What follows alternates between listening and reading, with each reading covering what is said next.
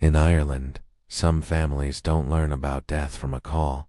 They learn from a sound, a keening wailing so full of grief it doesn't sound human. In the old stories, the Banshee doesn't kill. She warns. They say she follows certain families, tied to them like an inheritance nobody asked for. This is why the story feels older than fear. It's grief with a schedule. The night becomes a stage. Bog mist, cold wind, and a silence that makes your thoughts loud. Sometimes she is never seen, only heard outside a house, circling it like weather. The first wail feels far away, like the wind learned a voice. People stop breathing for a second, waiting to know if the sound is real.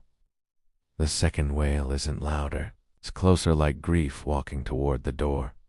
The first rule is repeated like prayer. Don T, open the door to prove you brave.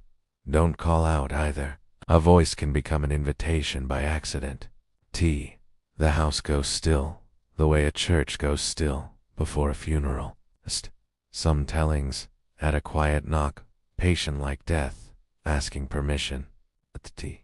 The third wail is the one you remember forever. Not angry, heartbroken.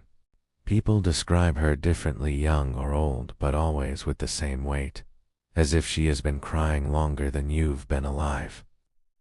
And the worst part is this: the sound isn't meant for the road.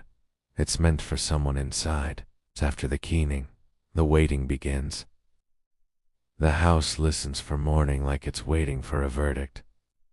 That's why the Banshee story lasts. It doesn't threaten you with violence. It threatens you with certainty.